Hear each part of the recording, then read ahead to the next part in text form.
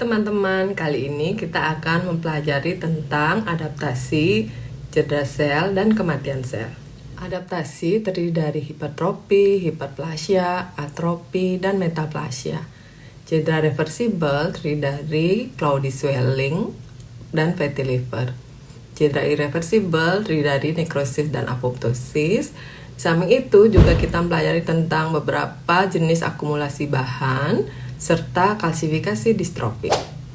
Adaptasi pertama yang kita pelajari adalah hipertrofi, kasus dari uterus gravid. Jadi pada wanita hamil, uterusnya pada bagian myometriumnya akan hipertrofi. Untuk mengetahui suatu otot membesar ukurannya harus dibandingkan dengan otot yang normal atau tidak sedang hamil. Nanti di akhir slide akan saya lihatkan gambar yang membandingkan antara myometrium pada uterus normal yang tidak gravid dan uterus yang gravid. Ini slide dari wanita gravid. Ini bagian myometriumnya. Di kiri atas pembesaran preparatnya, yang kanan atas area mana yang dibesarkan. Nah, kalau kita besarkan, ini satu sel otot yang hipertrofi. Jadi hipertrofi itu uterus satu selnya membesar ukurannya, sehingga organnya juga membesar. Untuk tahu membesar, kita bandingkan sama otot myometrium yang tidak gravid. Yang di bagian kiri, yang bagian kanan adalah otot yang hipertrofi pada uterus gravid.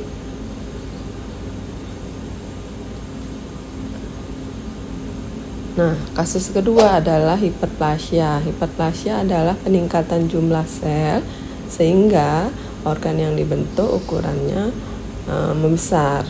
Kasusnya adalah pada hiperplasia endometrium. Pasien biasanya datang dengan keluhan menometrorragia, yaitu perdarahan menstruasinya memanjang dan banyak. Kalau di USG biasanya endometriumnya tampak menebal. Pasien biasanya dilakukan kuretase untuk menegakkan diagnosis penyakit serta menyingkirkan adanya keganasan dari endometrium.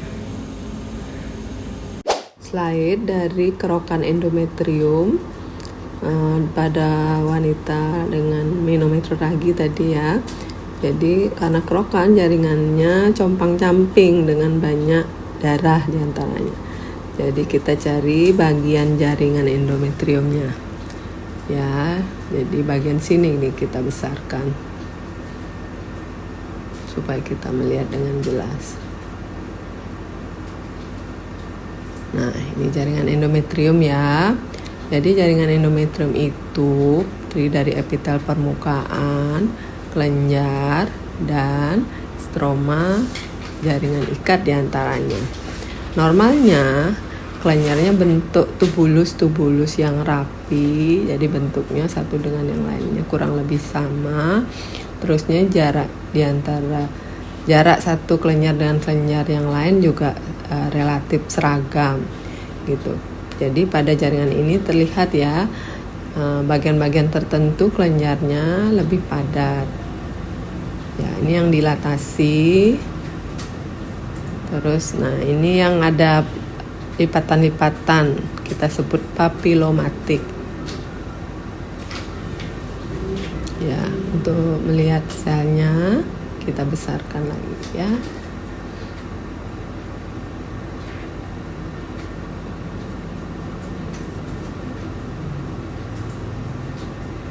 Ini kelenjarnya padat ya, area sininya.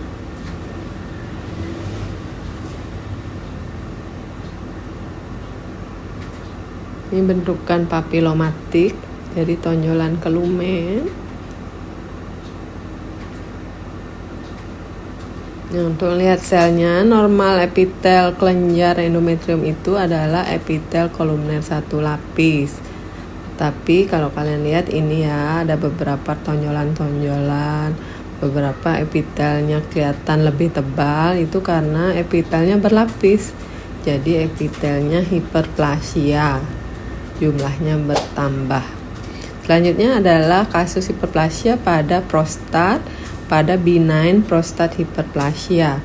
Biasanya pada pasien laki-laki tua dengan kesulitan berkemih, jadi kencingnya seret karena prostat letaknya mengelilingi uretra, sehingga kalau dia membesar dia menjepit uretra sehingga pasiennya sulit kencing gitu.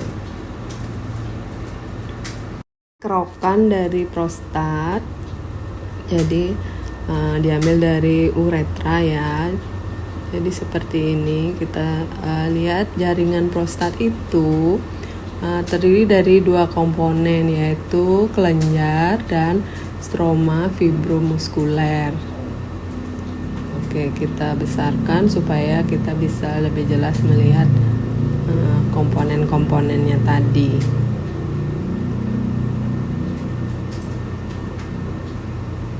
Oke, kita lihat bagian yang area kelenjarnya banyak ya.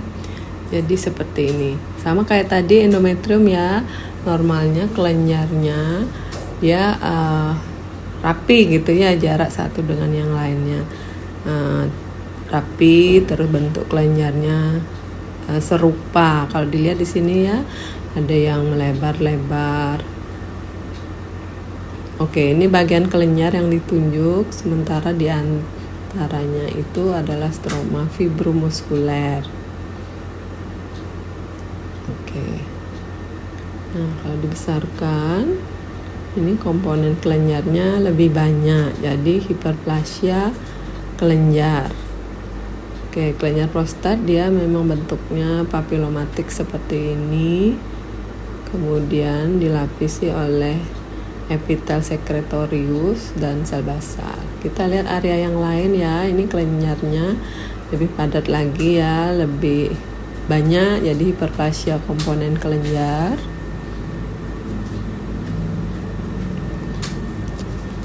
Oke, ini masih ya, jadi kelenjarnya seperti ini, epitel kelenjarnya bentuk lipatan-lipatan papilomatik.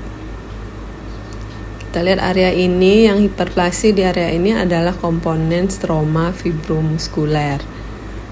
Jadi hiperplasia stroma fibromuskuler maupun kelenjar bisa terjadi bersamaan pada area yang berbeda.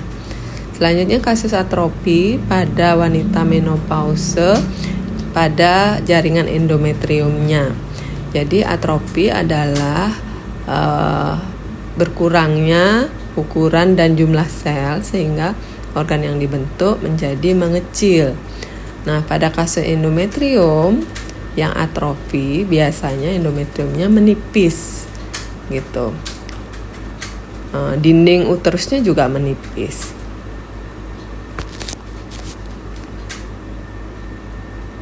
Ini preparat dari endometrium dan myometrium pada uterus yang atrofi.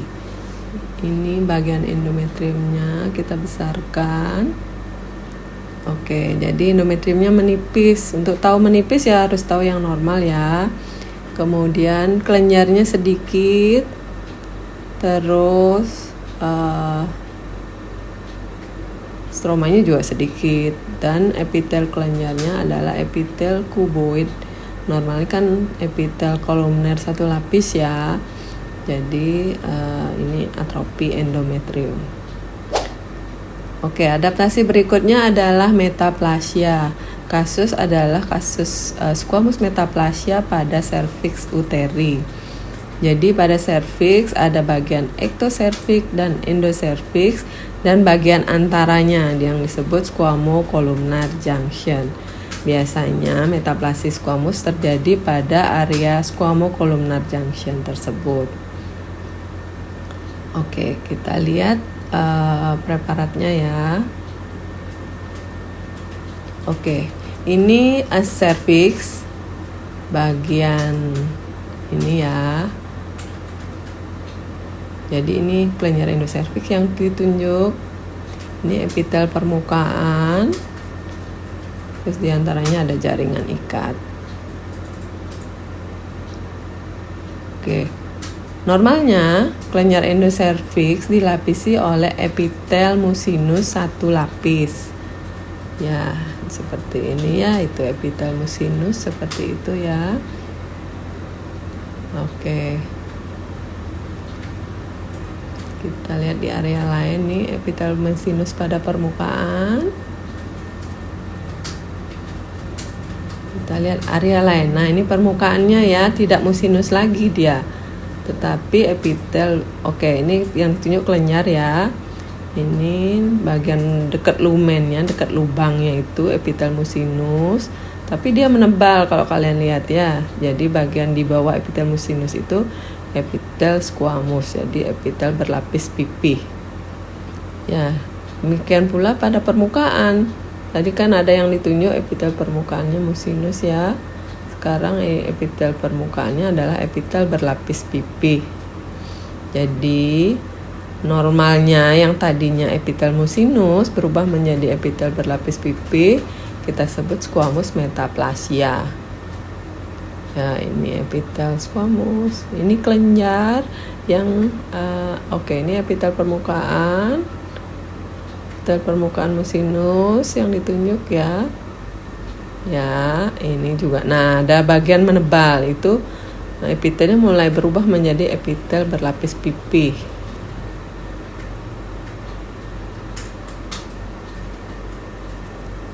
Oke. Ini juga ya, area-area menebal itu karena dia berlapis pipih sekarang, yang normalnya adalah mucinus. Oke, ini berlapis pipih. Ini mucinus masih epitelnya. Oke, selanjutnya kita berlanjut ke cedera reversibel, yaitu cloudy swelling. Organnya adalah liver. Kasusnya adalah radang pada gallbladder atau kolesistitis akut yang dengan perlengketan ke hati. Jadi nanti kita lihat di liver. Seperti apa liver yang mengalami cloudy swelling.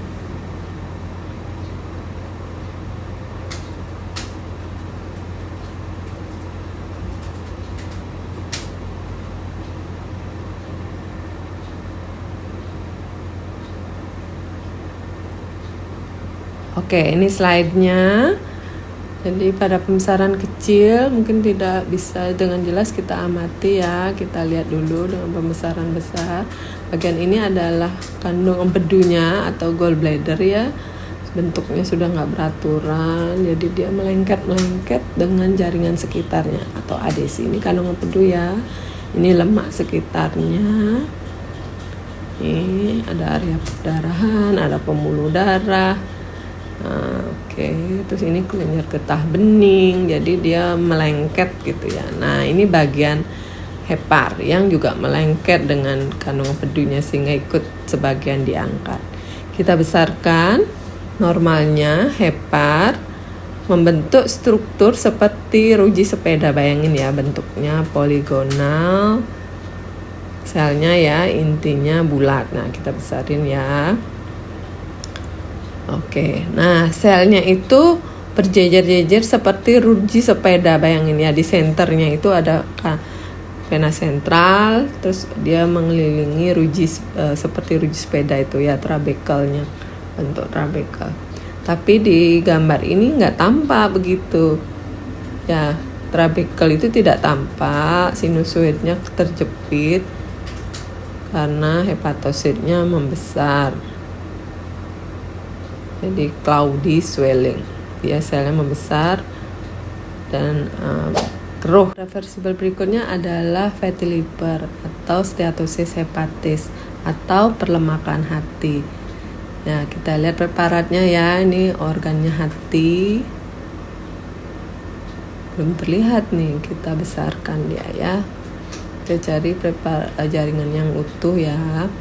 Nah, tadi saya sudah cerita sel hati itu bentuknya poligonal, terus intinya bulat, di tengah sitoplasmanya eosinofilik, dia mengelilingi vena centralis. Nah, area sini yang tunjuk panah adalah area yang abnormal nih, kelihatan lebih pucat kan, Kalau dibesarkan itu adalah hepatosit yang mengandung vakuola jernih. Jadi vakuola jernih itu adalah lemak. Jadi vakuola lemak pada hepatosit. Jadi ini adalah bentuk cedera reversibel pada hati karena hepar adalah organ untuk metabolisme lemak yang penting ya. Oke. Nekrosis itu ada beberapa pola pattern yang mengarah kepada penyebabnya. Yang pertama nekrosis koagulatif, kausanya adalah iskemi. Organ atau kasus adalah dari sel tumor. Nah, ini tumor yang diambil bagian yang biru tuh di kanan atas ya, itu sel tumor yang masih hidup. Bagian yang pink itu adalah bagian tumor yang mengalami nekrosis koagulatif. Kalau kita besarkan bagian tumor yang masih hidup selnya, nah ini yang biru tadi ya, sel tumornya intinya bulat, nih seperti ini ya. Terus sitoplasmanya eosinofilik dan sempit. Oke.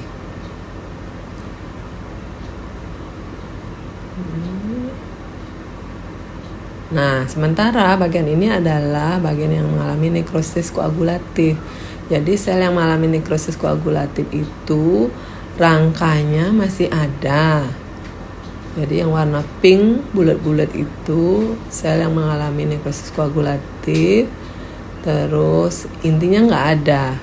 Nah, kalau yang masih ada intinya itu intinya sudah mulai mengecil. Jadi pignosis kan perubahan likuifaktif pada apendisitis akut.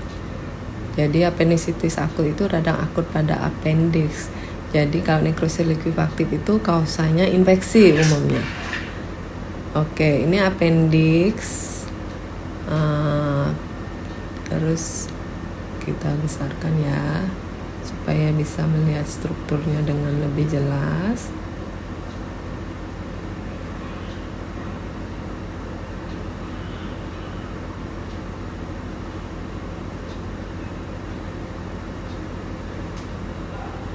Oke, ini kita besarkan. Ini bagian pangkalnya.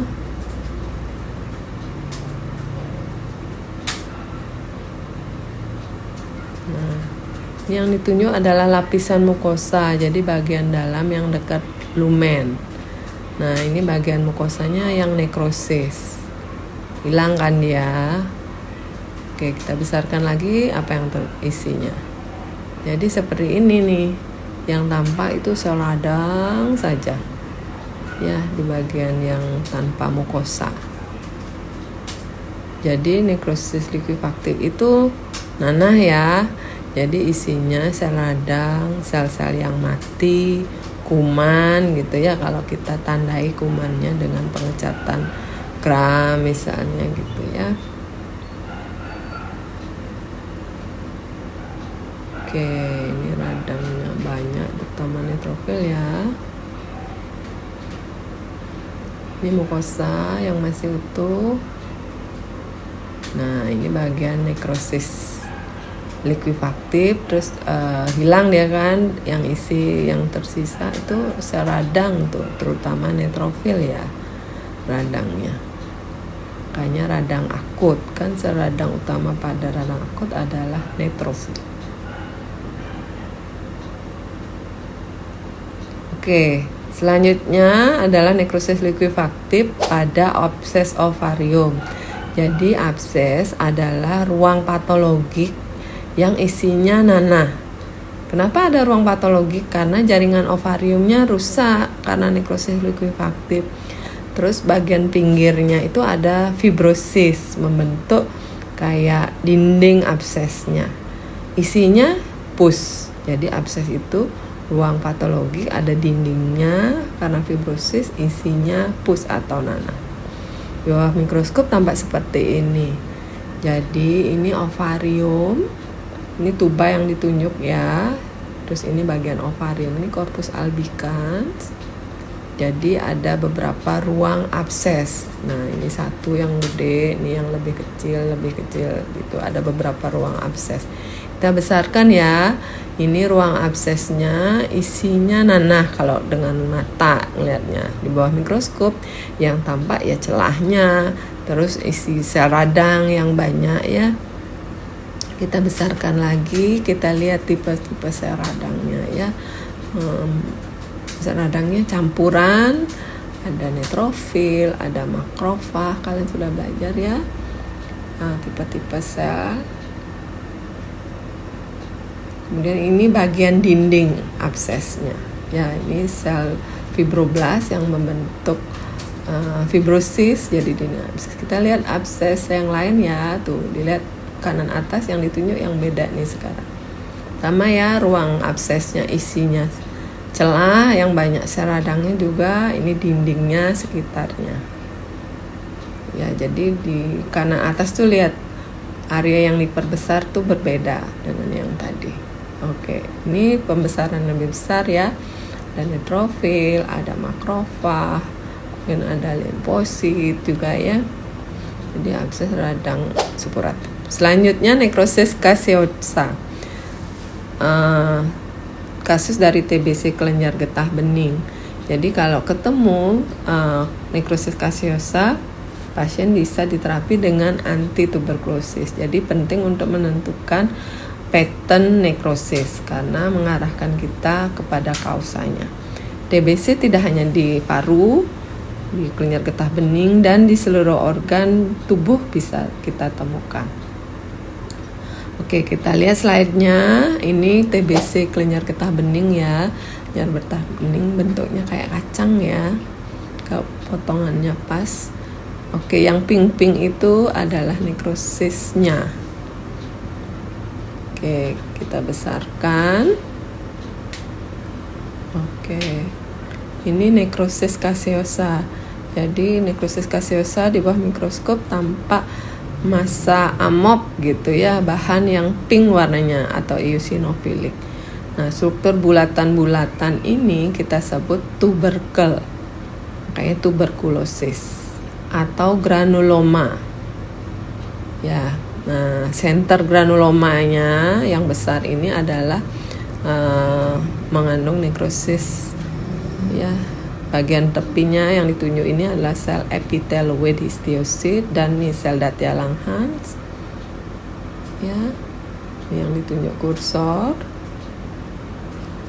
Nah, ini sel Datianya, giant sel Langhans ya. Oke. Nah, area yang pink ini adalah area nekrosis kaseosa ya. Jadi nekrosis kaseosa dikelilingi granulom. Selanjutnya apoptosis dari tumor sama ya.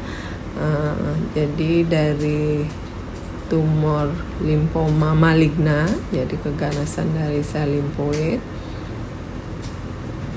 Jadi apoptosis adalah bentuk cedera irreversibel selain nekrosis.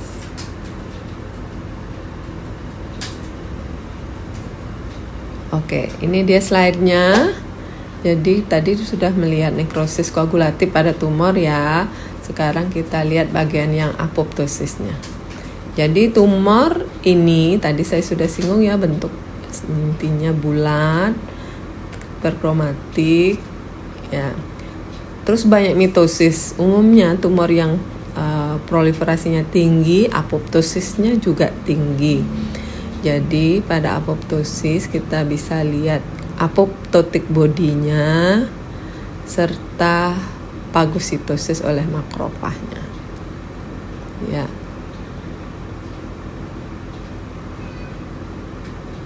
Oke, yang pucat itu makrofag yang memfagosit apoptotic body ini yang ditunjuk ya. Ini makrofag